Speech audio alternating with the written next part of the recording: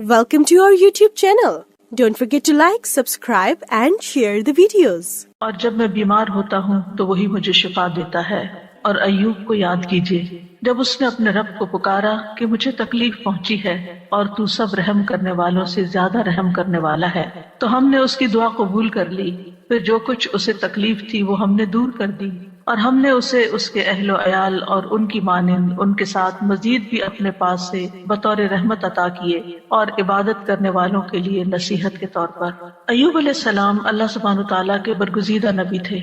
اللہ تعالیٰ کی طرف سے ان پر ایسی شدید آزمائش آئی کہ وہ بہت لمبی بیماری میں مبتلا ہو گئے، اور اس کی وجہ سے ان کے اہل و عیال بھی ان سے جدا ہو گئے، یا یہ بھی کہا جاتا ہے کہ وہ فوت ہو گئے، مال مویشی بھی ہلاک ہو گئے۔ لیکن ایوب علیہ السلام نے ہر مصیبت پر صبر کیا، اپنے رب پر بھروسہ کیا، کوئی شکوہ نہیں کیا، کوئی واویلا نہیں کیا، کوئی شکایت نہیں کی۔ جب تکلیف حد سے بڑھ گئی تو انہوں نے اللہ تعالیٰ سے دعا کی، اے میرے رب، مجھے بیماری لگ گئی ہے اور تو رحم کرنے والوں میں سب سے زیادہ رحم کرنے والا ہے۔ تو اللہ سبحانہ تعالیٰ نے ان پر اپنی رحمت نازل کی، ان کی دعا قبول فرمائی اور حکم دیا کہ زمین پر اپنا پاؤں مارو۔ انہوں نے پاؤں مارا تو ٹھنڈے پانی کا چشمہ نمودار ہو گیا۔ حکم ہوا کہ اسے پیو اور اس سے غسل کرو۔ وہ مبارک پانی پینے اور اس پانی کے ساتھ غسل کرنے سے ان کی ساری بیماری دور ہو گئی، یعنی پانی ان کے لیے شفا کا باعث بن گیا اللہ کے اذن سے، اور وہ پوری طرح صحت مند ہو گئے۔ اللہ تعالیٰ نے انہیں ان کے گھر والے بھی عطا فرما دیے اور اتنے ہی اور بھی دے دیے۔ وَأَيُّوبَ إِذْ نَادَى رَبَّهُ، اور ایوب کو یاد کیجیے علیہ السلام جب اس نے اپنے رب کو پکارا۔ ندا کا لفظ ہے، نادا، ندا کہتے ہیں بلند آواز سے پکارنے کو، یعنی ایک دعا ہوتی ہے جو ہم چپ کے مانگتے ہیں، جیسے زکریا علیہ السلام نے مانگی، اذ نادا ربہ نداء خفیہ۔ وہاں ندا کا لفظ ہے لیکن نداء خفیہ یعنی ایسی پکار تھی جو کہ چپ کے تھی، لیکن یہاں پر صرف ندا کا لفظ ہے، نادا کا لفظ ہے۔ تو انہوں نے اپنے رب کو پکارا۔ دونوں طرح پکارنا چاہیے، دل ہی دل میں، چپ کے اور بلند آواز سے بھی۔ رب ہر طرح سنتا ہے۔ کیا پکار کے کہا؟ انی مسنی الضر، یا رب مجھے تکلیف پہنچی ہے۔ در سے مراد انسان کی جسمانی بدحالی ہے، بیماری، لاغری، بڑھاپا، یہ سب چیزیں در میں آتی ہیں۔ وانت ارحم الراحمین، اور آپ سب رحم کرنے والوں میں سب سے بڑھ کر رحم کرنے والے ہیں۔ کتنا خوبصورت انداز ہے پکارنے کا، دعا کرنے کا۔ مختصر الفاظ ہیں، کوئی لمبی چوڑی باتیں نہیں ہیں، چند لفظ ہیں لیکن بڑے ہی جامع لفظ، اور کسی چیز کا مطالبہ بھی نہیں کیا، صرف رحم کی درخواست کی، یعنی اللہ تعالیٰ کی رحم کا ایک طرح سے واسطہ دیا۔ وانت ارحم الراحمین، تو کیا ہوا نتیجہ؟ فاستجبنا لہ، ہم نے اس کی دعا قبول کر لی، اس کی گریہ ازاری قبول کر لی۔ فکشفنا بہ من ضر، اور جس تکلیف میں ہم نے اسے مبتلا کیا تھا اس سے عافیت عطا کر دی۔ وآتیناہ اہلہ ومثلہم معہم، اور جس طرح انہیں پہلے اللہ تعالیٰ نے اہل و عیال اور مال و دولت اور صحت اور عافیت عطا کی تھی، وہ سب چیزیں اللہ تعالیٰ نے لوٹا دی، بلکہ اور بھی زیادہ عطا کی، اور دنیا کی نعمتوں کے ساتھ اس صبر پر آخرت کے بڑے اجر و ثواب کا بھی وعدہ کیا۔ اللہ تعالیٰ نے ایک دوسرے مقام پر ایوب علیہ السلام کے صبر کی تعریف کی ہے، انا وجدناہ صابرا نعم العبد انہ اواب، بے شک ہم نے اسے صابر پایا۔ اللہ نے گواہی دے دی کہ وہ صبر کرنے والے تھے۔ ہم صبر بھی کرتے تو بعض اوقات ایسی تکلیف میں ہوتے ہیں کہ سوچتے ہیں پتہ نہیں یہ بھی صبر ہے یا نہیں، یعنی ہمارا صبر بھی صبر ہے یا نہیں، اس میں بھی ڈاؤٹ ہو جاتا ہے۔ تو اللہ سبحانہ تعالیٰ نے ان کے صبر کو مان لیا کہ صابر ہیں۔ نعم العبد، کتنا اچھا بندہ۔ تو اس سے پتہ چلتا ہے کہ صبر کرنے والا، غم سے گزرنے والا جب صبر کرتا ہے تو اللہ تعالیٰ کا محبوب بن جاتا ہے، اور ساتھ ہی یقیناً وہ بہت رجوع کرنے والا تھا۔ یعنی اس کا یہ مطلب نہیں کہ پہلی دفعہ وہ دعا کر رہے تھے یا پہلی دفعہ وہ رب کی طرف انہوں نے رغبت کی تھی اتنے سال کی بیماری گزار کر، اور پہلے انہوں نے کبھی نہیں پکارا تھا۔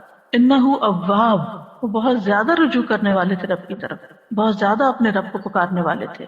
پھر فرمایا رحمتا من عندنا، انہوں نے ارحم الراحمین کہا تو یہاں پر اللہ تعالیٰ نے ان کو اپنی رحمت سے نوازا، رحمتا من عندنا، اپنے پاس سے رحمت عطا کی۔ اور یہ رحمت کیا تھی؟ اول شدید بیماری اور تکلیف اور آزمائش کے ساتھ ان پر رحم کیا، پھر انہیں صبر کی توفیق دے کر ان پر رحم کیا، پھر دعا قبول کر کے ان پر رحم کیا، پھر دعا قبول کرنے کے بعد صحت کے ساتھ اور مال و دولت وغیرہ لوٹایا اس کے ساتھ۔ تو یہ سب کچھ اللہ تعالیٰ کی عظیم رحمت تھی، رحمتا من عندنا۔ اور پھر آپ دیکھیں کہ اس رحمت کا ایک ظاہری مینیفیسٹیشن کیا تھا. ابو ہریرہ رضی اللہ عنہ روایت کرتے ہیں کہ نبی صلی اللہ علیہ وسلم نے فرمایا ایک بار ایوب علیہ السلام برہنہ غسل فرما رہے تھے کہ سونے کی ٹڈیاں آپ پر گرنے لگیں، یعنی جیسے بارش ہوتی ہے. ایوب علیہ السلام انہیں اپنے کپڑے میں سمیٹنے لگے. ان کے رب نے انہیں پکارا کہ اے ایوب، کیا میں نے تمہیں اس چیز سے بے نیاز نہیں کر دیا جسے تم دیکھ رہے ہو؟ یعنی مجھے معلوم ہے کہ تمہارے دل میں اس کی کوئی لالچ نہیں، کوئی رغبت نہیں، تمہیں اس کی ضرورت نہیں، تمہارے پاس اللہ نے پہلے سے ہی بہت کچھ عطا کر دیا ہے، تو تم پھر کیوں یہ سمیٹ رہے ہو؟ ایوب علیہ السلام نے جواب دیا، ہاں تیری بزرگی کی قسم، لیکن تیری برکت سے میرے لیے بے نیازی کیسے ممکن ہے، یعنی اس سے میں بے نیاز نہیں ہو سکتا. تو بندہ مومن جو ہے وہ اللہ سبحانہ تعالیٰ سے دعا بھی کرتا ہے اور استغنا بھی برتتا ہے، دل میں لالچ بھی نہیں رکھتا، لیکن اگر اللہ تعالیٰ کی طرف سے بن مانگے اس تک کوئی نعمت پہنچتی ہے تو اس کو اللہ کی رحمت سمجھتا ہے، برکت سمجھتا ہے، اور اس سے تکبر کرتے ہوئے بے نیازی نہیں برتتا یا ایسا زہد اور ایسا تکشف ظاہر نہیں کرتا کہ لے جاؤ اس کو، اٹھا لو اس کو، مجھے نہیں چاہیے، مجھے کیا کرنا ہے، میرے پاس آلریڈی بہت کچھ ہے، ایسا رویہ اختیار نہیں کرتا. یہ بھی شکر گزاری کا ہی ایک انداز ہوتا ہے. اور ان کے دل میں یعنی ایک طرح سے یہ شکر گزاری تھی کہ یہ اللہ کی طرف سے آ رہا ہے، کیونکہ ظاہر ہے کوئی انسان تو نظر نہیں آ رہا تھا جو ان پہ سونا برسا رہا، اللہ سبحانہ تعالیٰ کی طرف سے ہی آ رہا تھا، اور ان کے وہم و گمان میں بھی نہیں تھا. اور جو چیز کسی لالچ اور کسی حرص کے بغیر انسان کے پاس آتی ہے تو اسے اللہ سبحانہ تعالیٰ کی ایک نعمت سمجھ کر شکر گزار ہونا چاہیے بندے کو. وَذِكْرَىٰ لِلْعَابِدِينَ، اور عبادت گزاروں کے لیے ایک نصیحت ہے اس واقعے میں. یعنی عموماً جو عبادت گزار لوگ ہوتے ہیں اگر ان کی دعا قبول نہ ہو تو بعض اوقات وہ مایوس ہونے لگتے ہیں، اتنی دعا کی پھر کچھ نہیں ہوا، یا پھر یہ کہ بعض اوقات عبادت کی وجہ سے شیطان دل میں ایک عجیب سا خیال ڈال دیتا ہے کہ تم تو بہت نیک ہو اور تمہارا دنیا سے کیا تعلق ہو، اور انسان صرف دنیا کو کریٹیسائز ہی کرتا رہے اور دنیا کو برا بھلا ہی کہتا رہے. تو ایسا نہیں، یعنی عبادت اور اللہ کی نعمت دونوں جمع بھی ہو سکتی ہیں، جیسے ایوب علیہ السلام پر جمع ہوئی تھی کہ وہ عبادت گزار تھے، اواب تھے، بہت زیادہ اپنے رب کو پکارتے تھے، اس کی طرف رجوع کرتے تھے. اور اواب جو ہوتا ہے صرف دعا نہیں کرتا بلکہ نماز اور دیگر نیک اعمال کے ساتھ اپنے رب کی طرف رجوع کرتا ہے. اور اس میں اگر اللہ سبحانہ تعالیٰ بندے پر اپنی رحمت فرماتا ہے، صحت دیتا ہے، طاقت دیتا ہے، تو ایسے میں وہ مزید شکر گزار ہوتا ہے. تو اس واقعے میں عبادت گزاروں کے لیے ایک نصیحت ہے کہ اگر بیماری آ جائے، اگر تکلیف آ جائے تو پھر کیا کرنا چاہیے. اگر مختلف چیزوں کے ذریعے انسان کی آزمائش ہو تو پھر کس طرح صبر کیا جائے، اللہ تعالیٰ کے سامنے کیسے فریاد پیش کی جائے، اور پھر جب اللہ تعالیٰ انعام فرمائے تو کس طرح بہیو کیا جائے. کیونکہ بعض لوگ تکلیف میں تو اللہ تعالیٰ کی طرف رغبت کرتے ہیں، لیکن جب تکلیف دور ہو جاتی ہے تو پھر کیا کرتے ہیں، بھول جاتے ہیں، اور پھر وہ اس کو اپنا کارنامہ بتانے لگتے ہیں کہ میں نے ایسا کیا اور ویسا کیا، یہ ایکسرسائز کی اور یہ دوا کھائی اور یہ طریقہ اختیار کیا تو اس وجہ سے مجھے یہ شفا ہوئی ہے، اور اللہ تعالیٰ کو اس میں سے نکال دیتے ہیں. تو بندہ مومن کسی حال میں بھی چاہے صبر ہو یا شکر ہو، وہ دونوں کیفیات میں رب ہی کے ساتھ جڑا رہتا ہے. ایوب علیہ السلام کا واقعہ حدیث میں تھوڑی تفصیل کے ساتھ بھی آتا ہے. انس بن مالک کہتے ہیں کہ رسول اللہ صلی اللہ علیہ وسلم نے فرمایا، بے شک اللہ کے نبی ایوب علیہ السلام اپنی آزمائش میں 18 برس بیمار رہے، 1-2 دن نہیں، 18 سال. قریبی اور دور کے لوگوں نے انہیں چھوڑ دیا، ساتھیوں نے چھوڑ دیا. البتہ ان کے بھائیوں میں سے یعنی دینی بھائیوں میں سے 2 آدمی صبح و شام ان کے پاس آتے جاتے رہے. تو ایک دن ایک اپنے دوسرے ساتھی کو کہنے لگا، کیا تو جانتا ہے اللہ کی قسم ایوب نے کوئی ایسا گناہ کیا ہے جو جہان والوں میں سے کسی نے نہیں کیا؟ اس پر اس کے ساتھی نے کہا، وہ کون سا؟ اس نے کہا، دیکھو 18 سال ہو چکے ہیں، اللہ نے اس پر رحم نہیں کیا کہ اس کی آزمائش اس سے ہٹا دے. کیونکہ بعض اوقات عبادت گزاروں کی جب آزمائش لمبی ہو جاتی ہے تو لوگ باتیں بنانا شروع کر دیتے کہ یہ تو بہت دین والے ہیں، اور یہ تو قرآن والے ہیں، اور یہ تو بہت نمازی ہیں، اور حج عمرے کرتے ہیں، اور پھر دیکھو ان کے ساتھ کیا ہو رہا ہے. تو ان کے اوپر بھی اسی طرح کی بات ہوئی. جب وہ شام کو ایوب علیہ السلام کے پاس آئے تو ایک نے بے صبری میں وہ بات ذکر کر دی کہ وہ کوئی یہ کہہ رہا تھا تمہارے بارے میں. تو ایوب علیہ السلام نے ان کا الزام سن کر کہا، جو کچھ تم کہہ رہے ہو اس طرح کی کوئی بات میرے علم میں تو نہیں ہے. اب ری ایکشن دیکھے. ہاں اتنا ضرور ہے کہ اللہ تعالیٰ جانتا ہے کہ 2 آدمیوں کے پاس سے میرا گزر ہوتا تھا جو آپس میں جھگڑ رہے ہوتے تھے، وہ دونوں ہی اللہ کا نام لیتے تھے، پھر میں اپنے گھر واپس آتا اور ان دونوں کی طرف سے کفارہ ادا کرتا، اور اس بات کو ناپسند کرتا کہ وہ ناحق اللہ کا نام لے رہے ہیں. یعنی یہ مجھے اچھا نہیں لگتا تھا کہ وہ اللہ کا نام لے کے لڑ رہے ہیں، تو میں ان کی بخشش کے لیے صدقہ کر دیتا تھا کہ ان کی پکڑ نہ ہو اس پر. یعنی ایسے نیک انسان بہرحال ایوب علیہ السلام کی آزمائش اور بیماری ایسی تھی کہ جب وہ قضاء حاجت کے لیے باہر جاتے اور فارغ ہو جاتے تو ان کی بیوی ان کو ہاتھ سے پکڑ کر سہارا دیتی تھی، حتیٰ کہ وہ واپس اپنی جگہ پر پہنچ جاتے، یعنی اتنے کمزور اور لاغر ہو گئے تھے۔ ایک دن وہ لیٹ ہو گئے اور ان کی بیوی ان کے انتظار میں رہی، اور اللہ نے ایوب کی طرف وحی کی، ارکز برجلک، یعنی باہر ہی گئے ہوئے تھے تو وہیں پر ارکز برجلک ھذا مغتسل بارد وشراب، اپنا پاؤں مارو، یہ نہانے کا ٹھنڈا اور پینے کا پانی ہے۔ ادھر ان کی بیوی سمجھ رہی تھی کہ وہ دیر کر رہے ہیں، یعنی اپنی حاجت سے فارغ ہونے دیر ہو رہی ہے، اور وہ ذرا ہٹ کے کھڑی ہوں گی اور انتظار کر رہی تھی۔ جب وہ واپس پلٹے تو اللہ نے ان کی تمام بیماریاں دور کر دی، اور وہ بہت حسین لگ رہے تھے۔ جب ان کی بیوی نے ان کو دیکھا تو پہچان نہ سکی، پوچھا اللہ تمہیں برکت دے، کیا تم نے اللہ کے نبی جو بیمار ہیں انہیں دیکھا ہے؟ اللہ کی قسم جب وہ صحت مند تھے تو تم سے سب سے زیادہ مشابہت رکھتے تھے۔ تو انہوں نے کہا میں وہی ایوب ہوں، یعنی اتنی دیر میں ہی تکلیف دور ہو گئی۔ اور کس سے؟ پانی سے۔ ایوب علیہ السلام کے 2 کھلیان تھے، ایک گندم کا تھا اور ایک جو کا۔ اللہ نے اس پر 2 بادل بھیجے، ایک بادل گندم والے کھلیان پر آ کر سونا برسانے لگا حتیٰ کہ وہ سونا بہنے لگا، اور دوسرا جو کے کھلیان پہ آ کے چاندی برسانے لگا یہاں تک کہ چاندی بہنے لگی۔ اس طرح اللہ نے ان کو مال بھی دیا اور دولت کثیر بھی دی، یعنی ان کی نعمتیں پہلے سے بھی زیادہ ہو گئی، اگرچہ 18 سال کی آزمائش تھی۔ اس دوران وہ اللہ کے نبی بھی رہے، یعنی اللہ تعالیٰ نے اس بیماری کے باوجود ان سے ان کی ذمہ داری نہیں لی بلکہ اس کو ادا کرتے رہے۔ اور ایک وفادار بیوی تھی اور 2 دینی ساتھی تھے جو آتے جاتے تھے، باقی سب چھوڑ گئے تھے۔ چونکہ اس کے آخر میں آیا ہے کہ ذکر للعابدین، اس کہانی میں، اس واقعے میں عبادت گزاروں کے لیے، نیک لوگوں کے لیے ایک بڑی نصیحت ہے کہ اگر تکلیف آئے اور آزمائش آئے تو پھر کرتے کیا ہے۔ اس سے یہ بھی پتہ چلتا ہے کہ آزمائش نبی اور غیر نبی دونوں پر آ سکتی، کیونکہ ہمارے ذہن میں یہ خیال ہوتا ہے کہ جو نیک لوگ ہیں ان پر آزمائش نہیں آ سکتی، نہیں، سب پر آ سکتی۔ انبیاء بھی آزمائے جاتے ہیں، بلکہ انبیاء کی آزمائش زیادہ ہوتی ہے، اور پھر جو ان سے قریب تر ہوتے ہیں، یعنی جتنے جتنے نیک ہوتے ہیں اس کے مطابق۔ اور پھر یہ ہے کہ جب تکلیف آئے تو وابالہ کرنے کی بجائے انسان کو صبر سے کام لینا چاہیے، اور پھر یہ کہ اللہ تعالیٰ دعا قبول کرتا ہے جب انسان اللہ کے خوبصورت ناموں یا صفات کے ساتھ گریہ وزاری کرتا ہے، اس سے مصیبت دور ہوتی ہے، اور مصیبت آنے پر اس کے گزر جانے کا انتظار کرنا چاہیے، اور انسان کو حوصلے میں رہنا چاہیے کہ آج تک جتنی تکلیفیں آئی سب چلی گئی، یہ بھی ایک وقت آئے گا تو چلی جائے گی، کوئی بھی مصیبت ہمیشہ کے لیے نہیں باقی رہے۔ اور یہ بھی یاد رہے کہ جو شخص تکلیف پر صبر کرتا ہے اللہ تعالیٰ اس کو دنیا میں بھی انعام سے نوازتا ہے، اور آخرت کا اجر تو اس کے لیے لکھا ہی جاتا ہے۔ اور ہمیشہ انسان اپنے آپ کو اس تکلیف کے وقت یاد دہانی کراتا رہے کہ فَإِنَّ مَعَ الْعُسْرِ يُسْرًا، إِنَّ مَعَ الْعُسْرِ يُسْرًا، بے شک ہر مشکل کے ساتھ ایک آسانی ہے، بے شک اسی مشکل کے ساتھ ایک اور آسانی ہے۔ رسول اللہ صلی اللہ علیہ وسلم نے فرمایا مدد صبر کے ساتھ ہے اور کشادگی تنگی کے ساتھ ہے، اور بے شک ہر مشکل کے ساتھ ایک آسانی ہے، بے شک اسی مشکل کے ساتھ ایک اور آسانی۔ بس انسان کی نگاہیں ہوں جو اس آسانی کو ڈھونڈنے والی ہوں، صرف انسان تکلیف پر نظر نہ رکھے بلکہ اس کے ساتھ انسان کو جو مزید چیزیں غور و فکر کرنے، سوچنے اور سمجھنے اور اپنے عمل میں تبدیلی لانے کا ایک موقع ملا ہے، اللہ کی طرف سے توفیق ملی ہے، اس کو بھی انسان ضرور ذہن میں رکھے۔ دوسری آیت جو ہے وہ ہے وَإِذَا مَرِضْتُ فَهُوَ يَشْفِينِ، اور جب میں بیمار ہوتا ہوں تو وہی مجھے شفا دیتا ہے۔ یعنی بیماری میں انسان کو اس چیز کا یقین رکھنا چاہیے کہ شفا صرف اللہ کے ہاتھ میں، اور وہ شفا دے تو پانی کے ساتھ بھی دے دیتا ہے۔ یہ دعا اور یہ قول ابراہیم علیہ السلام کا ہے جو قرآن مجید میں آیا ہے۔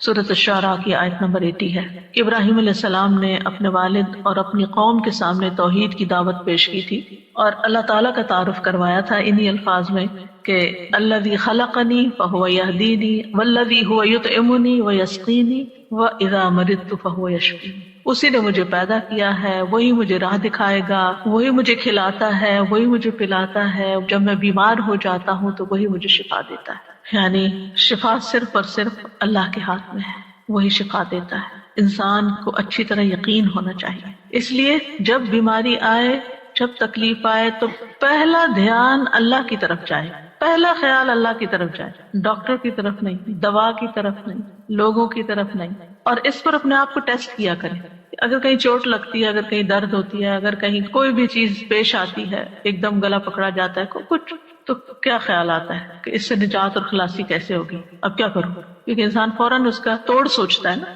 کہ یہ مشکل آ گئی، اب اس کا توڑ کیا ہو، اب میں کیا کروں؟ تو سب سے پہلے اللہ سے دعا کی. اللہ تعالیٰ کا نام بھی شافی، یہاں شافی کہہ کے پکار سکتے ہیں. اللہ شفا تیرے ہاتھ میں، یا رب تو مجھے شفا دے. جو اپنی زبان میں، عربی میں، اردو میں، انگلش میں، جس میں بھی پہلے اللہ کو پکارے. اللہ تو اس کی صحت کے اسباب پیدا کرتے، تو یہ آسانی پیدا کر دے. حضرت عائشہ کہتی ہیں کہ رسول اللہ صلی اللہ علیہ وسلم دم کرتے ہوئے یہ دعا پڑھا کرتے تھے: امسح البأس رب الناس بیدک الشفاء لا یکشف الکرب الا انت.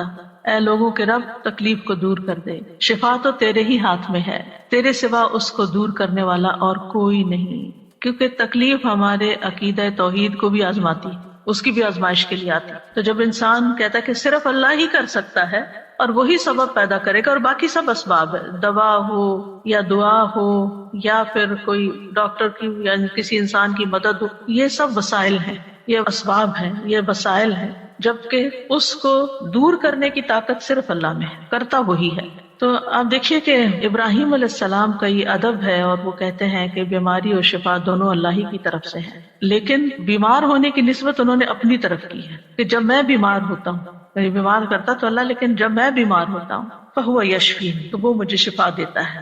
یعنی اگرچہ خیر اور شر دونوں کا خالق اللہ ہے، لیکن شر کی نسبت اپنی طرف کی ہے اور خیر کی نسبت اللہ تعالیٰ کی طرف کی ہے. کہا جاتا ہے نا کہ تندرستی 1000 نعمت ہے. واقعی تندرستی اور صحت اللہ تعالیٰ کی بہت بڑی نعمت ہے. نبی صلی اللہ علیہ وسلم نے فرمایا 2 نعمتیں ایسی ہیں جن کے بارے میں اکثر لوگ خسارے میں ڈالے گئے ہیں: تندرستی اور فراغت، فرصت. یعنی آپ کے پاس وقت ہوتا ہے، آپ بہت زیادہ کاموں میں دبے ہوئے نہیں ہیں، ڈوبے ہوئے نہیں ہیں، لیکن لوگ اس وقت سے فائدہ نہیں اٹھاتے، صحت سے فائدہ نہیں اٹھاتے، اور اسی طرح فراغت سے صحیح فائدہ نہیں اٹھاتے، حتیٰ کہ بیماری اور بڑھاپے کے منہ میں جا پڑتے ہیں جب وہ پھر کچھ کرنے کے قابل نہیں رہتے. اور ہمیں یہ بھی حکم دیا گیا ہے کہ ہم صحت کی حفاظت کریں، اپنے جسم پر ناروا بوجھ نہ ڈالیں. عبداللہ ابن عمرو ابن العاص کہتے ہیں نبی صلی اللہ علیہ وسلم کو میرے بارے میں یہ بات پہنچی کہ میں مسلسل روزے رکھتا ہوں اور رات بھر نماز پڑھتا ہوں، دن کو روزہ رات کو نماز، نہ کھانا نہ نیند، یعنی بہت کم دونوں چیزیں. تو آپ نے میری طرف پیغام بھیجا کہ ملاقات کے لیے حاضر ہوں، تو میں نے آپ سے ملاقات کی. آپ نے فرمایا کیا مجھے یہ خبر نہیں دی گئی کہ تم روزے رکھتے ہو اور افطار نہیں کرتے اور رات بھر نماز پڑھتے رہتے ہو؟ یعنی مجھے یہ معلوم ہے، یہ نہیں بتایا کس نے بتایا کیا، یعنی مجھے یہ اطلاع پہنچی ہے، کنفرم کرو یہ ایسے ہی ہے. تو جب انہوں نے کہا کہ ہاں، تو آپ نے فرمایا تم اس طرح نہ کرو، کیونکہ تمہاری آنکھوں کا بھی تم پر حق ہے، تمہارے نفس کا بھی تم پر حق ہے، تمہاری بیوی کا بھی تم پر حق ہے. تم روزہ بھی رکھو اور افطار بھی کرو، نماز بھی پڑھو اور سویا بھی کرو، اور ہر 10 دنوں میں 1 دن کا روزہ رکھ لو، یہ تمہارے لیے 9 روزوں کا اجر بن جائے گا. اور ایک اور روایت میں آتا ہے، صحیح بخاری کی روایت ہے، آپ نے فرمایا اگر تم ایسا کرتے رہے، یعنی ہر وقت روزے سے رہے اور ہر وقت جاگتے رہے، تو تمہاری بینائی کمزور ہو جائے گی اور تمہارا نفس تھک جائے گا. یعنی عبادت میں بھی اعتدال کرو، اس طرح کا بوجھ اپنے اوپر نہ ڈالو کہ تم بیمار پڑ جاؤ. تو اس سے کیا پتہ چلتا ہے اس حدیث سے کہ ہمارا دین ہمیں اعتدال سکھاتا ہے، اور یہ سکھاتا ہے کہ ہم اپنی جان کا بھی حق ادا کریں، اپنے گھر والوں کا بھی حق ادا کریں، اور اپنے جسم کا، آنکھوں کا اور باقی تمام چیزوں کا. اسی طرح ایک حدیث سے ہمیں یہ پتہ چلتا ہے کہ نیک انسان کے لیے صحت مالداری سے زیادہ بہتر ہے. یعنی صحت جو ہے یہ بڑی دولت ہے مال سے بھی. تو اس لیے مال کماتے ہوئے بھی انسان کو اپنی صحت برباد نہیں کرنی چاہیے. عبداللہ بن خبیب اپنے چچا سے روایت کرتے ہیں کہ ہم لوگ ایک مجلس میں تھے کہ رسول اللہ صلی اللہ علیہ وسلم ہمارے پاس تشریف لائے. سر مبارک پر پانی کے اثرات تھے، تو ہم نے کہا اے اللہ کے رسول، ہم آپ کو بہت خوش دیکھ رہے ہیں. آپ نے فرمایا ہاں. پھر لوگ مال و دولت کا، مالداری کا تذکرہ کرنے لگے، تو آپ نے فرمایا اللہ عز و جل سے ڈرنے والے کے لیے مالدار ہونے میں کوئی حرج نہیں. یعنی ایک شخص کے اندر اگر اللہ کا تقوی اور خوف ہے اور ساتھ اس کے پاس مال بھی بہت ہے تو کوئی حرج نہیں، کوئی گناہ کی بات نہیں. البتہ اللہ عز و جل سے ڈرنے والے کے لیے مالداری سے زیادہ بہتر چیز صحت ہے، اور دل کا خوش ہونا اللہ کی نعمت ہے. یعنی اگر انسان صحت مند ہے اور اس کے دل میں بھی اطمینان ہے اور وہ خوش ہے تو یہ بہت بڑی نعمت ہے. آج آپ دیکھیں کہ بعض لوگ دنیاوی اعتبار سے بہت کامیابیاں حاصل کر لیتے ہیں، بڑے بڑے ریکارڈ توڑ لیتے ہیں، لیکن پھر کیا ہوتا ہے اس کے بعد؟ جو ایک دم ڈپریشن کا شکار ہوتا ہے. آج ہی میں ایک نیوز دیکھ رہی تھی، تو اس میں ایک بہت ہی مشہور کھلاڑی ہے، بے شمار اس کے فینز ہیں، نام میں نہیں لوں گی، لیکن اس نے کہا کہ میں کھیل رہا تھا اور کھیلتے کھیلتے میں گول کر رہا تھا اور ایک دم مجھ پہ ڈپریشن کا اٹیک ہوا اور اس کے بعد میں پیچھے پیچھے پیچھے پیچھے گرتا چلا گیا. یعنی ساری دنیا اس کی طرح لک فارورڈ کر رہی ہے اور اس کو دیکھ کے خوش ہو رہی ہے اور تالیاں بجا رہی ہے، اور اس پر لمحے کے لمحے میں آن کی آن میں ایک ایسی آزمائش آتی ہے، اچانک اس کے اوپر ایک ایسی بیماری آ جاتی ہے، تو ہمیں نہیں پتا، کسی لمحے کا نہیں پتا کہ کس وقت ہمارے ساتھ کیا ہو جائے. لہٰذا اگر اللہ نے ہمیں اطمینان قلب نصیب کیا ہے تو اس وقت پھر اس نے اپنی ذہنی حالت اور پھر کس طرح اس نے پبلکلی اس کو ایکسپٹ کیا کہ میں بیمار ہوں، اور لوگ اس کو ماننے کو تیار نہیں. یعنی لوگ کیا چاہتے ہیں، ہمارے ہیروز جو ہیں وہ تو سپر سے سپر مین ہی نظر آئے، وہ کبھی اظہار ہی نہ کریں کہ ان کو کوئی تکلیف ہے یا ان کو کوئی پریشانی. لیکن انسان تو کہیں بھی پہنچ جائے وہ انسان ہے اور کمزور ہے، اور اللہ تعالیٰ دکھاتا ہے کہ کوئی بھی انسان خدا نہیں ہے. لیکن ہوتا ہی ہے کہ ہم کچھ انسانوں کو خدا کا درجہ دے دیتے ہیں اور ان سے ایسی توقعات وابستہ کر لیتے ہیں کہ نہ یہ کبھی بیمار ہوں گے اور نہ ہی کبھی ان کو کوئی تکلیف آئے گی اور نہ ہی ان پر کوئی آزمائش آئے گی. تو ایسا نہیں سوچنا چاہیے. انسان انسان ہے اور انسان کمزور ہے، اور انسان دنیا میں مال و دولت کے یا شہرت کے کسی بھی مقام پہ پہنچ جائے، اس کے ساتھ کسی وقت بھی کچھ ہو سکتا ہے. تکلیف نعمت میں بھی بدل سکتی ہے اور نعمت تکلیف میں بھی بدل سکتی ہے. اس لیے انسان کو اللہ تعالیٰ کی طرف رجوع کرتے رہنا چاہیے اور عافیت کی دعا مانگتے رہنا چاہیے. لیکن ہمیں جو اس حدیث سے پتہ چلتا ہے وہ یہ کہ مالداری سے زیادہ بہتر چیز صحت ہے. بعض اوقات آپ نے دیکھا ہوگا کہ کوئی غریب سے غریب شخص ہے لیکن انتہائی ایکٹیو، صحت مند، بھاگ دوڑ کرنے والا، کام کرنے والا، جس سے عموماً بیک ہوم میڈز وغیرہ ہوتی ہیں تو وہ کتنی ایکٹیو ہوتی ہیں، لیکن ان کو اپنی اس نعمت کی قدر ہی نہیں ہوتی کہ اللہ نے ہمارے ہاتھ پاؤں چلتے رکھے ہیں اور ہم کام کر سکتے ہیں اور ہمیں کسی کے اس لحاظ سے محتاجی نہیں ہے. ہم دوسروں کی خدمت کر رہے ہیں، ہم ان سے بہتر ہیں کہ ان کو ہماری ضرورت ہے جبکہ ہمیں ان کی اس طرح ضرورت نہیں ہے. لیکن وہ اس نعمت کی قدر کرنے کے بجائے اس غم میں رہتے ہیں کہ ان کے پاس بڑا گھر ہے، یہ گاڑی ہے، اور ہمارے پاس نہیں ہے تو ہم محروم ہیں. اللہ کے اس حدیث کی روح سے زیادہ محروم وہ ہے جس کے پاس صحت نہیں ہے. نبی صلی اللہ علیہ وسلم نے فرمایا، جس شخص نے اس حالت میں صبح کی کہ اسے اپنے بارے میں امن ہو، کوئی خوف نہیں، وہ بدن کے لحاظ سے تندرست ہو اور اس کے پاس اس دن کے لیے روزی موجود ہو، صرف اس ون سنگل ڈے کے لیے کھانے پینے کا سامان ہے، گویا ساری دنیا اس کے لیے جمع کر دی گئی. اگر انسان ان نعمتوں پہ سوچے اور شکر ادا کرے. رسول اللہ صلی اللہ علیہ وسلم نے فرمایا، اللہ سے عافیت کا سوال کیا کرو کیونکہ کسی انسان کو عافیت سے بڑھ کر کوئی چیز نہیں دی گئی. معاذ بن رفاع اپنے والد سے روایت کرتے ہیں کہ ابو بکر صدیق رضی اللہ تعالی عنہ ممبر پر کھڑے ہوئے پھر رو دیے.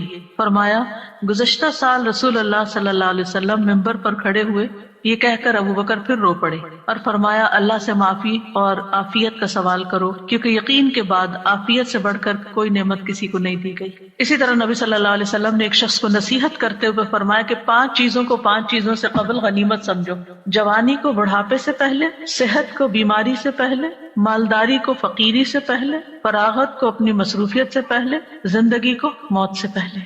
اسی طرح آپ نے ایک موقع پر ابن عمر سے فرمایا، جب تم صبح کرو تو اپنے دل میں شام ہونے کا نہ سوچو، شام کا انتظار نہیں کرو، شام ہو تو صبح ہونے کا نہ سوچو. یعنی جو وقت ہے اس میں جیو، اس کی قدر کرو، اس وقت سے فائدہ اٹھاؤ، اس میں اچھا اچھا کام کر لو. یہ نہ سوچو اچھا صبح ہوگی تو پھر کر لیں گے، اگر اس وقت وقت ہے تو پھر اس وقت وہ کام کر لو، کیونکہ عبداللہ تم نہیں جانتے کل تمہارا نام کیا ہوگا، یعنی مردوں میں ہوگے یا زندوں میں ہوگے. اور یہ بہت بڑی نصیحت ہے. آج کے لوگ بہت سے تجربے کرنے کے بعد اس نتیجے پہ پہنچے ہیں اور اب یہ بات بہت ان ہو گئی ہے کہ لیو ان مومنٹ، ناؤ کی اہمیت، اور اس پہ کتابیں باقاعدہ لکھی گئی ہیں کہ اس مومنٹ میں جیو جس میں جی رہے ہو اور اس کو انجوائے کرو. لیکن بہت سے لوگ جو وقت اس وقت ہے اس کی قدر نہیں کرتے، یا ماضی کے بارے میں سوچتے رہتے ہیں کہ یہ کیوں ہو گیا، وہ یا مستقبل کیا ہوگا، کس نے جانا. بعض لوگ پریشان رہتے ہیں ہمارے بڑھاپے کا کیا ہوگا. ہمیں کیا پتا کہ ہم بڑھاپے تک زندہ بھی ہیں یا نہیں ہیں. تو جو اللہ نے دیا ہے اس سے خوب فائدہ اٹھا لینا چاہیے، اس کا شکر ادا کرنا چاہیے. پھر اسی طرح یہ ہے کہ انسان کو نہ صرف یہ کہ اپنی صحت بلکہ اپنے ماحول کی صحت کا بھی خیال رکھنا چاہیے اور اس کے لیے بھی دعا کرنی چاہیے. جیسے نبی صلی اللہ علیہ وسلم نے مدینہ والوں کے لیے دعا کی تھی، اے اللہ ہمارے دلوں میں مدینہ کی محبت اسی طرح پیدا کر دے جس طرح مکہ کی محبت، بلکہ اس سے بھی زیادہ. اے اللہ ہمارے سا اور مد میں برکت عطا فرما اور مدینہ کی آب و ہوا ہمارے لیے صحت افزا کر دے. یہاں کے بخار کو جوفا میں بھیج دے، یعنی کہیں اور چلا جائے، مدینہ کو ایک پرامن جگہ بنا دے. تو انسان کو اپنے بدن میں بھی عافیت کی دعا کرنی چاہیے، اپنے گھر میں بھی، اپنے شہر میں، اپنے ملک میں، کہ جہاں ہم رہتے ہیں امن امان کے ساتھ رہ سکیں، کیونکہ انسان امن کے ساتھ ہی بہت پروڈکٹیو ہو سکتا ہے۔ جب انسان کے اوپر ایک خوف سوار ہوتا ہے، اس کے حالات پریشانی کا شکار ہوتے ہیں، تو اس کو یہ نہیں سمجھ آتی کہ مجھے کیا کرنا چاہیے، یعنی بعضوں کا دل جمتا ہی نہیں پھر کسی کام کو کرنے کے لیے۔ پھر اس بات کو یاد رکھنا چاہیے کہ بیماری کا آنا اللہ کی طرف سے ایک امتحان ہوتا ہے، اللہ تعالیٰ کسی وقت کسی کو بھی آزما سکتا ہے۔ وَلَنَبْلُوَنَّكُمْ بِشَيْءٍ مِّنَ الْخَوْفِ وَالْجُوعِ وَنَقْصٍ مِّنَ الْأَمْوَالِ وَالْأَنفُسِ وَالثَّمَرَاتِ وَبَشِّرِ الصَّابِرِينَ، ہم ضرور تمہیں خوف، فاقے، نیز جان و مال اور پھلوں کے خسارے میں مبتلا کر کے تمہاری آزمائش کریں گے۔ تو اس میں جان جو ہے اس کی آزمائش میں صحت کی آزمائش بھی شامل ہے، یعنی جان جانے کے علاوہ دنیا میں رہتے ہوئے انسان بیمار رہے۔ پھر یاد رکھیے کہ تکلیف اور بیماری انبیاء کو بھی آ سکتی، جیسے ہم نے ایوب علیہ السلام کے بارے میں پڑھا کہ 18 سال بیمار رہے، اور اسی طرح رسول اللہ صلی اللہ علیہ وسلم کو بھی کئی دفعہ بخار آیا۔ ابو سعید کہتے ہیں کہ وہ رسول اللہ صلی اللہ علیہ وسلم کے پاس آئے، آپ بخار میں مبتلا تھے، آپ پر چادر تھی، انہوں نے اپنا ہاتھ چادر پہ رکھا، کہا کہ اللہ کے رسول آپ کا بخار بہت سخت ہے۔ آپ نے فرمایا بے شک ہمارا حال اسی طرح ہوتا ہے، ہم پر آزمائش سخت ہوتی ہے اور ہمیں اجر بھی دگنا دیا جاتا ہے۔ یعنی ایک عام بندہ جس چیز سے آزمایا جاتا ہے، ایک دین والا اور پھر خاص طور پہ نبی، اس سے بڑی آزمائش میں مبتلا کیا جاتا ہے، کیونکہ جس کا درجہ جتنا بلند ہوتا ہے اس کی آزمائش بھی اتنی بڑی ہوتی ہے۔ انہوں نے پوچھا اللہ کے رسول صلی اللہ علیہ وسلم لوگوں میں آزمائش کے لحاظ سے سخت کون ہوتا ہے؟ آپ نے فرمایا انبیاء۔ کہا پھر کون؟ فرمایا علماء۔ کہا پھر کون؟ فرمایا نیک لوگ۔ یعنی جیسے جیسے آپ کے درجے ہوں گے اسی حساب سے آزمائش ہوگی۔ اس لیے اگر کسی کے اوپر کوئی تکلیف بڑی آ جاتی ہے تو وہ تب بھی اللہ سے اچھا گمان رکھے کہ اگر اللہ نے مجھے دوسروں کے مقابلے میں زیادہ آزما لیا تو اس کا مطلب یہ ہے کہ اللہ تعالیٰ کی مجھ پہ نظر کرم ہے۔ اور فرمایا کہ ان میں سے کسی کو جوؤں سے آزمایا جاتا، یہاں تک کہ وہ اسے قتل کر دیتے، یعنی اتنی جوئیں پڑتی اور وہ صاف ہوتی ہی نہیں، نکالتے ہوں گے پھر اور پڑ جاتی، پھر اور پڑ جاتی، خون ہی چوس جاتی ہوں گی۔ اور ان میں سے کسی کو فقر کے ساتھ آزمایا جاتا، یہاں تک کہ وہ چھوٹی سی قمیص کے سوا کچھ نہ پاتا، چنانچہ وہ اسے ہی پہن لیتا۔ اور ان میں سے کچھ آزمائش پر بہت خوش ہوتے ہیں بنسبت اس شخص کے جو کچھ دیے جانے پہ خوش ہوتے ہیں۔ یعنی اللہ کے نیک بندوں کی ایک پہچان یہ بھی ہے کہ جب ان پر کوئی تکلیف آتی ہے تو پریشان ہونے کی بجائے وہ اللہ سے راضی ہو جاتے ہیں کہ اللہ نے مجھے اس کے لیے چنا، مجھے اس قابل سمجھا، تو اس لیے مجھ پر یہ امتحان ڈالا۔ یعنی عافیت تو مانگنی چاہیے، لیکن مانگنے کے باوجود اگر اللہ تعالیٰ آزما لیتا ہے تو ناراضگی کی کوئی گنجائش نہیں۔ مثلاً ایک انسان نیک کام کر رہا ہوتا ہے لیکن ابھی اس کا وہ درجہ نہیں اونچا گیا، وہ گراف ابھی نیچے ہی ہے، کہ یکایک ایسی مصیبت آتی ہے کہ جس پہ صبر کی وجہ سے وہ اعلیٰ ترین درجے پہ پہنچ جاتا ہے، اور اگر وہ صبر نہیں کرتا تو پہلے سے بھی نیچے آ جاتا ہے۔ انبیاء کو 2 آدمیوں کے برابر بخار ہوتا ہے۔ پھر آپ دیکھیے کہ مسلمان کو جب کوئی کانٹا بھی چبھتا ہے تو پھر اس کے ذریعے اللہ تعالیٰ اس کے گناہوں کو ایسے دور کرتا ہے جیسے سوکھے درخت سے پتے جھڑ کے اس کو صاف کر دیتے ہیں۔ مریض کے لیے خوشخبریاں بھی ہیں۔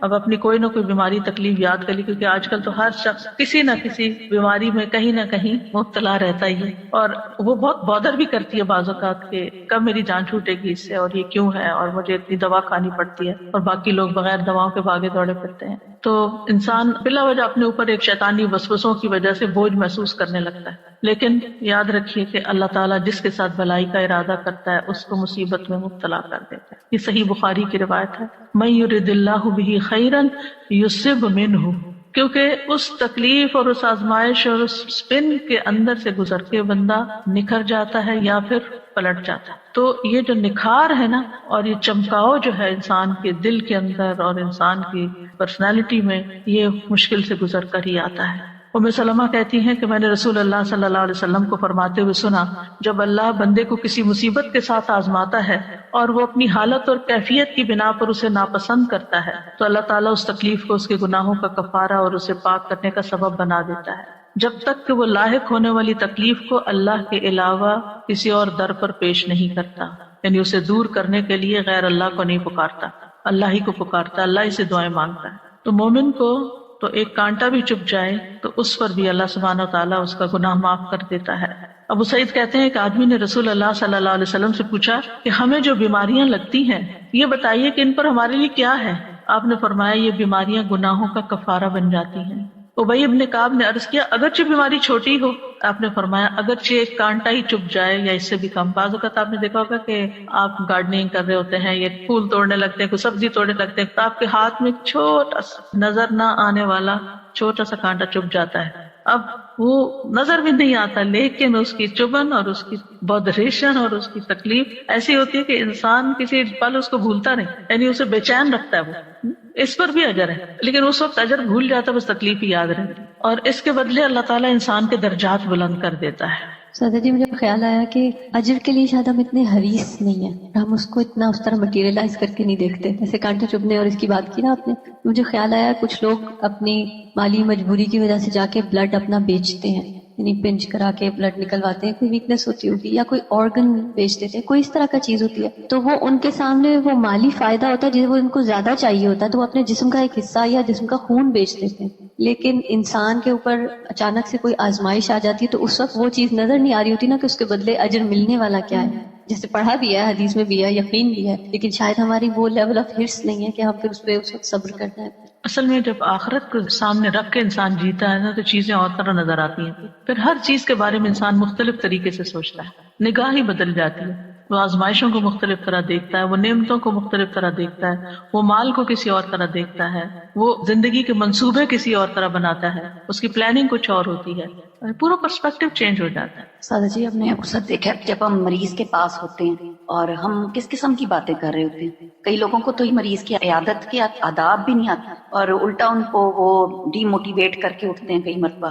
تو یہ اس قسم کی باتیں جو ہیں اگر ہم کہیں لکھ لیں اور کہیں لے جائیں، میں بلکہ کتاب نکال کے رکھی تھی کہ میں ساتھ لے کر آؤں گی، کیونکہ یہ جو میں آپ کو بتا رہی ہوں اس کا بہت سا مٹیریل اس کے اندر موجود ہے. یعنی یہ کتاب جو ہے اس میں اسی طرح ریسرچ کر کے یہ ساری احادیث اور پھر آیت دعائیں وغیرہ جمع کی گئی تھی کہ جب بھی کوئی بیمار ہو تو اس کو تحفہ دے دیا جائے، وہ بیٹھ کے پڑھتا رہے اور کم از کم اس کی پریشانی دور ہو. مجھے جب کسی کا پتہ چلتا ہے تو میں اس کو ریکمینڈ کرتی ہوں کہ یہ کم از کم پہلے 2-3 صفحے جو ہے نا وہ تو ضرور پڑھ لو، کیونکہ اس میں یہ خوشخبریاں اور یہ ساری چیزیں کہ بیماری کیوں آتی ہے اور کیا کرنا چاہیے. کیونکہ اگر انسان کو یہ بات سمجھ آ جائے نا کہ میں نے اس میں اب آ تو گئی آنے والی چیز، وہ تو نہیں ٹال سکتا، اب تو وہ اپنے وقت کے ساتھ ہی جائے گی، تو کم از کم ایک حوصلہ بلند ہو جاتا ہے، اس کا مرائل بلند ہو جاتا ہے، اس کی سوچ بدل جاتی ہے، وہ اتنا مزریبل نہیں ہوتا، وہ اتنا سیلف پٹی کا شکار نہیں ہوتا، صبر کرنا آ جاتا ہے جو کہ اس وقت کی ضرورت ہوتی ہے. پھر وزٹنگ دا سک، اس میں اگر آپ جا رہے ہیں تو آپ بیمار کے اوپر کیا پڑھ کے دم کریں. اس کے بڑے بڑے حرف بھی ہیں، ٹرانسلیٹریشن بھی ہے اور ٹرانسلیشن بھی ہے، اور خوبصورت پھول بھی ہے کہ جب کہیں رکھے ہوئے ہو تو دیکھ دیکھ کے خوش ہوتے رہیں. تو اس سے حوصلہ ہوتا ہے، تسلی ہوتی ہے. یعنی بیماری کا تعلق بھی بہت زیادہ سوچ کے ساتھ ہوتا ہے. کسی بھی مشکل کے وقت اگر آپ کی سوچ پازیٹیو ہے نا تو آپ کے لیے وہ تکلیف ہلکی ہو جائے گی. وہ اچانک اٹیک تو ہوتا ہے، آپ ہرٹ ہوتے ہیں، لیکن پھر آپ اس سے فوراً نکل آتے ہیں. تو مریض کے احکام یہ ہر بندے کے پاس ہونی چاہیے. بیمار ہوں تو فوراً ہی نکالیں. اور پھر اس میں کچھ فقہی چیزیں بھی ہیں، یعنی کہ وضو کیسے کریں، تیمم کیسے کب کریں، اور طریقہ تیمم کا، اور نماز کی رخصت، کھڑے ہو کے نہیں تو بیٹھ کے کیسے پڑھیں، لیٹ کے کیسے پڑھیں، اور پھر اسے روزے کے بارے میں، پھر اگر حج میں کچھ چیزیں ہو جائے ایسی تو پھر کیا کریں، اور پھر وینٹیلیٹر کے اوپر یا خودکشی والے کے ساتھ کیا کریں، پھر کچھ مسنون چیزیں جو ہیں، اور پھر آخر میں اس میں بھی دعائیں ہیں. یہ دعائیں جو اس میں ہیں اس کے اندر بھی آخر میں ڈالی ہوئی ہیں، کیونکہ بعض اوقات انسان کو اپنے پہ دم خود کرنا ہوتا ہے یا کسی اور پہ کرنا ہے، یا پھر عافیت کی دعائیں ہیں تو وہ ساری اکٹھی کر دی گئی. اس کے علاوہ یہ حسن صحت کتاب جو ہے، بیسیکلی جو میرا جینا میرا مرنا ہے، اس کتاب کا جو پہلا چیپٹر تھا حسن صحت کے بارے میں، اس کو جب میں نے پڑھایا تو تھوڑا الیبوریٹ کیا تھا اور نئی چیزیں اس میں ڈالی تھی. تو الحمدللہ اس میں بھی بہت سی ایسی چیزیں. تو یہ کتابیں ہر گھر میں ہونی چاہیے تاکہ اللہ نہ کرے کہ کوئی تکلیف میں ہو یا بیمار ہو تو اس وقت انسان ان کو پڑھ لے.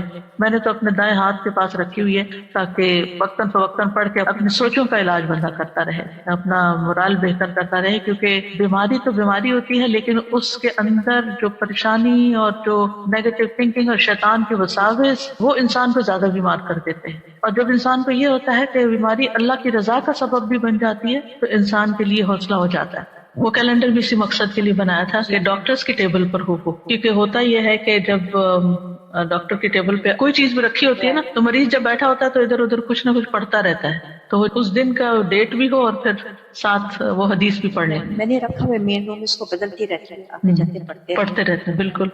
تو یہ چھوٹی چھوٹی چیزیں ہیں جو انسان کو مشکل وقت میں ایک ریمائنڈر دیتی ہیں اور انسان کو فائدہ ہوتا ہے اور تکلیف آسان ہو جاتی ہے اور پھر گزر بھی جاتی ہے، پتہ بھی نہیں چلتا. جی میں سوچ رہی تھی کہ حضرت ایوب کے صبر کی تو مثال ہے ہی، لیکن اس کے ساتھ ان کی جو بیوی تھی، وہ جو تیماردار تھی، ان کی اولین، ان کا اپنا صبر اور ان کا حوصلہ اور ان کی ہمت افزائی حضرت ایوب کو کرواتے رہنا. ہم سب ان لوگوں کے لیے جو تیمارداری کرتے ہیں کسی نہ کسی حوالے سے، کسی نہ کسی بیمار شخص کی، تو کتنا ضروری ہے کہ اس کی امید کبھی نہ توڑیں. میں ایک موٹیویشنل اسپیکر کا ایک چھوٹا سا کلپ تھا، وہ سن رہی تھی، وہ ڈاکٹر بھی ہیں، تو وہ بتا رہے تھے کہ ایک بہت ہی سیویئر قسم کا کینسر کا پیشنٹ تھا، جس کو ملٹیپل کینسرز ہوتے گئے اور وہ بار بار اپنے ڈاکٹر سے یہ پوچھتا تھا کہ میں کب تک سروائیو کروں گا، میں اور کتنا جی سکتا ہوں. تو ہر بار اس کو یہ کہتے کہ کوئی نہیں، آپ بالکل ٹھیک ہو جائیں گے، کوئی مسئلہ نہیں ہے، آپ کو بیماری آپ کی دور ہو جائے گی. اور وہ ٹھیک ہو جاتا تھا، اس کا وہ کینسر دور ہو جاتا تھا. لیکن ایک وقت ایسا آیا کہ جب وہ ڈاکٹر جو تھے ان کے منہ سے بس اب یہ نکل گیا کہ بس اب آپ دعا کیجئے، اب ہم کچھ نہیں کر سکتے. یعنی اس کی امید ختم ہو گئی، اور وہ اس کی امید کا ختم ہونا تھا کہ وہ خود بھی ختم ہو گیا پھر. تو واقعی یہ امید اور حوصلہ دلاتے رہنا بہت بڑی چیز ہوتی ہے. اور پھر یہ کہ مریض کے جو لواحقین ہوتے ہیں ان کو بھی حوصلہ دلانا. مجھے یاد ہے کہ میری والدہ ہاسپٹل میں ڈیتھ بیڈ پہ تھی اور ان کے ٹیسٹ بھی ہو رہے تھے، تو ایک ینگ ڈاکٹر مجھے یاد ہے کہ وہ آیا اور اس نے ساری ریڈنگز دیکھی اور ہم لوگ بیٹھے ہوئے تھے، تو وہ کہتا ہے یہ بھی ٹھیک ہے، ان کا یہ بھی ٹھیک ہے، یہ بھی ٹھیک ہے، یہ بھی ٹھیک ہے، آپ بالکل فکر نہیں کریں. حالانکہ مجھے نظر آ رہا تھا کہ وہ سروائیو نہیں کر رہی، لیکن مجھے بہت اچھا لگا کہ ایسے موقع پر بھی حوصلہ دلانا، کیونکہ پریشانی تو انسان کو ہوتی ہے لیکن دل خوش ہو جاتا ہے نا تھوڑی دیر کے لیے. اچھا ساری ریڈنگز ٹھیک آ رہی ہیں تو بس ٹھیک ہے. بالکل اسی طرح سے میں اپنے والد صاحب کا ایک شیئر کرنا چاہوں گی کہ جب انہیں ڈائگنوز ہوا تھا کہ انہیں کینسر ہے، اور وہ ماشاءاللہ کافی ایجڈ بھی تھے، لیکن ان کی تھرو آؤٹ لائف ان کی صحت ماشاءاللہ قابل رشک کی رہی. اس ٹائم پہ وہ واک کیا کرتے تھے جب پاکستان میں کسی کا کوئی کانسیپٹ بھی نہیں تھا کہ واک کرتے ہیں. تو ڈاکٹرز کے بعد جب گئے تو ڈاکٹرز نے کہا، ینگ ڈاکٹرز تھے، اور انہوں نے کہا کہ ہمیں آپ سے موٹیویشن ملتی ہے کہ آپ ریڈی ہیں کیمو کروانے کے لیے بھی. حالانکہ ان کی جو ایج تھی وہ ریکمینڈ نہیں کرتے تھے. تو میرے ابا جی کہتے تھے کہ نہیں الحمدللہ میں کر سکتا ہوں. اور مجھے ایک دفعہ جب ان کا فون کال یہاں پر آیا، کیونکہ جب میں انہیں کال کرتی تھی تو شاید وہ نہیں مجھے مل رہے تھے، اور جب وہ مجھے کال کرتے تھے تو میں نہیں مل رہی تھی، تو میرے پاس ان کا ریکارڈنگ میں آیا کہ بیٹے پنجابی میں انہوں نے مجھے کہا کہ میں تمہارا ابو سرور احمد بات کر رہا ہوں، اور تم میرے لیے پریشان نہ ہونا، میں اللہ کی رضا پہ راضی ہوں، اور میں ساری زندگی بہت اچھی گزری الحمدللہ، اور مجھے کوئی شکوہ کسی سے نہیں، تو میں فیس کروں گا اس کو. اور وہ اس سے کافی بہتر بھی ہو گئے الحمدللہ. لیکن ایک وقت تھا کہ پھر جانا ہی تھا، جو ہمیں نظر آ رہا تھا کہ اب یہ نہیں رہیں گے. تو میں نے انہیں کہا کہ ابا جی آپ مجھے کچھ لکھ کے تھے کہ مجھے پتا تھا کہ اب یہ نہیں رہیں گے. تو انہوں نے مجھے کہا کہ بیٹا میرا قلم ساتھ نہیں دیتا، ہاتھ ساتھ نہیں دیتا. تو میں نے کہا نہیں آپ مجھے کچھ لکھ کے دیں. تو انہوں نے مجھے ایک چھوٹا سا لیٹر لکھ کے دیا، جس میں میں محسوس کر رہی تھی کہ ان کا ہاتھ کانپ رہا ہے اور ان کا قلم واقعی ساتھ نہیں دیتا، لیکن اس میں جو دعائیں تھیں وہ میرے دل پہ لکھی ہوئی ہیں. الحمدللہ اللہ پاک ان سب کی مغفرت کرے، ہمیں ان کے لیے صدقہ جاریہ بنا دے. آج اتفاق سے نورین ملک بھی ہمارے ساتھ ہیں، یہ بھی ایک کووڈ کے بہت ہی شدید ترین کیفیات سے گزری. میں چاہوں گی کہ اپنا ایکسپیرینس شیئر کریں کہ کس طرح آپ کا علاج ہوا. السلام علیکم ورحمۃ اللہ. وعلیکم السلام. بہت ساری باتیں بتانے کو ہیں، لیکن میرے خیال میں ایک ابھی جب آپ لوگ اس کی بات کر رہے تھے امیدی اور نا امیدی کی، تو میری گھر والے بتاتے ہیں کہ اس طرح کی کئی دفعہ میری کیفیت ہوئی کہ جس وقت انہوں نے کہا کہ this is it's time to pull the plug. تو الحمدللہ میرا ایک کزن ہے، وہ ER میں کام کرتے ہیں، تو انہوں نے جب کہا کہ آپ مجھے کانفرنس کال پہ ڈالیے، اور انہوں نے کہا کہ نہیں how can we give up, ابھی ہم اور ٹرائی کریں گے. تو مطلب سب لوگ مجھے بتاتے ہیں کہ جس طرح سے اس نے کانفیڈنس سے یہ کہا کہ نہیں ہم نہیں گیو اپ کریں گے، اٹ از پاسبل. حالانکہ وہ جو ٹیم تھی انہوں نے پورے گھر والوں کو بلا لیا تھا، اور انہوں نے کہا تھا کہ آپ کو جس کو بلانا ہے جس کو کرنا ہے آپ بلا لیجئے، اب there is nothing more that we can do. تو یہ میرا یہ والا جو کزن تھا، اس نے کہا نہیں how can you just give up like that. ہم اللہ تعالیٰ سے امید کرتے ہیں اور ہم ابھی بھی کوئی نہ کوئی تو حل ڈھونڈیں گے. تو میرے خیال میں جو یہ ساری بات बात हो रही है ना कि द पॉजिटिविटी, एक पर्सन की पॉजिटिविटी कि नहीं अल्लाह पे तवक्कल करके हम कुछ ना कुछ तो ढूंढेंगे, हम अपनी तरफ से छोड़ नहीं देंगे। आप उस दिन बता रही थी पता नहीं कितना अर्सा आपको एक साइड पे रखा था। अच्छा, इस तरह से था कि मुझे मेरा हार्ट और लंग दोनों ही काम करना बंद हो गया था। तो एक एक्मो मशीन है जिसमें हार्ट और लंग दोनों, वो मशीन मेरे लिए काम कर रही थी। तो ऐसा था कि उसमें चूंकि मैं खुद नहीं मूव कर सकती थी तो उनको करवट बदलना जरूरी होता था। लेकिन ऐसा था कि जब वो मेरी करवट बदलते थे तो मेरे सारे वाइटल एकदम से गिर जाते थे। तो वो इस वजह से it was impossible for them to change my करवट। तो वो एक ही साइड पे ज्यादा रहे, तो मेरे bed source everything right side पे ज्यादा डेवलप हुए। तो बाद में जब मैं जाती थी उसी हॉस्पिटल तो मुझे कहते थे कि the nurses didn't take very good care of you, they should have turned you around. बता रही थी ना बाकी सारे जख्म ठीक हो गए, सर का अभी भी कुछ बाकी है। जी, तो वो है कुछ चीजें। अब जैसे मेरे ख्याल में मैं ये जरूर कहूंगी कि इतनी सारी चीजें मेरे साथ इतनी ज्यादा मिराकुलस हुई हैं कि गिनती ही नहीं कर सकती मैं। एक एग्जांपल मैं ये दे देती हूँ कि जब मैं ठीक हो गई थी, मैं पहली अपनी पल्मोनोलॉजिस्ट के पास विजिट के लिए गई थी, तो उसने मुझे मेरा अगस्त का लंग एक्सरे दिखाया तो वो पूरा वाइट था, पूरा वाइट, यानी पूरा डिजीज हो चुका था। उस इतना सा एक पेनी साइज्ड हिस्सा था जो रह गया था, तो यानी पूरा डिस्ट्रैक्ट हो चुका था। और मेरे अंदर लंग्स में एयर बबल्स थे, तो वो बहुत परेशान थे इस बात से कि ये बबल्स बर्स्ट अगर हो गए तो क्या होगा। जब 2 महीने के बाद अपना नेक्स्ट स्कैन किया उन्होंने तो शी वॉज अमेज्ड, कहने लगी कि ये खुद से रिजॉल्व हो गए, हमें नहीं पता। It was always an option कि वो कहते थे कि आप थोड़ा सा बेहतर हो जाएंगे तो हमें सर्जिकली इंटरवीन करना पड़ेगा, या तो लंग ट्रांसप्लांट करना पड़ेगा, या हम पूरी सर्जरी की टीम बिठाएंगे कि हम किस तरह से इनको रिजॉल्व करें। तो जब उसने 2 महीने बाद मेरा स्कैन देखा उसने कहा इट्स अनबिलीवेबल, और मुझसे पूछ रही थी, कहने लगी तुम्हें एहसास नहीं हो रहा था कि जब तुम्हारे लंग पे प्रेशर कम या ज्यादा हो रहा है? तो मैंने कहा नहीं, it was just a miracle. इसी तरह एक उन्होंने मुझे चेस्ट ट्यूब डाली हुई थी, and for the longest time वो सुबह में पूरी टीम होती थी, वो जो मेरे सामने डिस्कशन कर रही होती थी, वो कहते होते थे अगर हमने ये ट्यूब निकाल दी तो ये कोलैप्स हो जाएगी। और वो फैसला नहीं कर पा रहे थे कि इस ट्यूब को हम कैसे निकालें, क्या करें। तो 3-4 हफ्ते तक मैं एक आईसीयू में, फिर दूसरे उसमें, फिर तीसरे, अंटिल के उन्होंने मुझे वार्ड में शिफ्ट कर दिया without taking out the tube. और उन्होंने कहा कि हम नहीं इंटरवीन कर सकते, we are to scared. And सुभान अल्लाह, it was such a miracle कि जिस दिन उन्होंने मुझे मूव किया, मैं वार्ड में पहुंची तो जो मेरी नर्स थी वो आई मुझे दवा देने के लिए, तो उसने यूं झुक के नीचे देखा और उसने कहा तुम्हारी चेस्ट ट्यूब ये है, जमीन पे रखी हुई है। तो कहने लगी how did it come out? तो मैंने कहा फरिश्तों ने निकाला, मुझे नहीं। तो मतलब यानी कि वो डॉक्टर्स नहीं फैसला कर पा रहे थे कि हम कैसे करें, एंड वो जस्ट लिटरली मिराकुलसली वो ड्रॉप्ड आउट थे। उन्होंने फॉरेन सर्जरी की टीम बताई सब कुछ। वो मुझसे पूछे थे ये कैसे हुआ, मैंने कहा आप बताएं कैसे हुआ। इट वाज सर्जिकली सूचर्ड इन, मतलब वो सिली भी थी अंदर, देयर वाज नो वे कि कोई ह्यूमन भी उसको ऐसे खींच के निकाल दे। लेकिन जब उन्होंने मुझे शिफ्ट किया तो वो ट्यूब खुद से जमीन पे थी। I mean it was one of those things कि वो फैसला ही नहीं कर पा रहे थे अगर हमने किया तो इसके साथ क्या होगा। तो वो मैं यही कहती हूँ अल्लाह ताला ने जिंदगी लिखी हो तो फिर जी शिफा अल्लाह देता है। जी बिल्कुल, इस तरह की छोटी छोटी बहुत सारी बातें मेरे बैक पे ना मूव करने की वजह से इतना, यानी 6 inches wide, 6 inches deep, 6 inches अंदर टनल किया हुआ, इतना बड़ा जख्म था जिसकी वजह से मैं हिल नहीं सकती थी। मैं जब डॉक्टर से पूछती थी ये कितने दिन में हील होगा, तो मुझे कभी कोई टाइम लाइन नहीं देते थे। वो हमेशा कहते थे ये जब होगा तो होगा। एंड जब मैं रिहैब में थी और नर्सेज मेरी ड्रेसिंग चेंज करती थी with in a period of 2 weeks 6 inches से वो 2 इंचेस हो गया। और वो देखते थे और वो कहते थे we have never seen this kind of healing. आप करती क्या थी, कौन सी दुआएं पढ़ती थी? दुआओं पे मैं ये, अभी आप जब हज़रत अय्यूब की दुआ बता रही थी तो मैं ये बात बहुत सोच रही थी कि जब भी मैं पहले अपनी जिंदगी में ये वाली दुआ देखती थी ना, अल्लाहुम्मा अन्नी मस्सनी अद्दुर, तो मैं हमेशा ये सोचती थी कि ये दुआ कैसे हो सकती है कि अल्लाह ताला से आप कह रहे हैं कि मुझे तकलीफ हुई है। लेकिन जब मेरी आंख खुली तो मैं हिल नहीं सकती थी, मूव नहीं कर सकती थी, इतनी सारी ट्यूब्स थी। द ओनली दुआ that I could make was अल्लाहुम्मा अन्नी मस्सनी अद्दुर, कि मुझे तकलीफ है, मुझे ये नहीं पता था मैं किस चीज के लिए दुआ मांगूं, आंखें ठीक हो जाए, हाथ ठीक हो जाए, क्योंकि I couldn't move, I couldn't speak. मुझे पहली दफा एहसास हुआ कि जो लोग बात नहीं कर सकते हैं उनको कितनी बेचारगी का एहसास होता है, क्योंकि आई कुडंट टॉक। और वो ये भी नहीं उनको समझ आ रही थी कि ये बोलेगी तो कैसे हम क्या करें कि ये बोलना शुरू हो जाए। मैनी थिंग्स, मतलब तो मुझे वो एहसास हुआ कि जो लोग हाथ ना हिला सकते हों ان کو کیسا لگتا ہوگا. اللہ تعالیٰ نے ہمیں کتنی نعمتیں دی ہیں.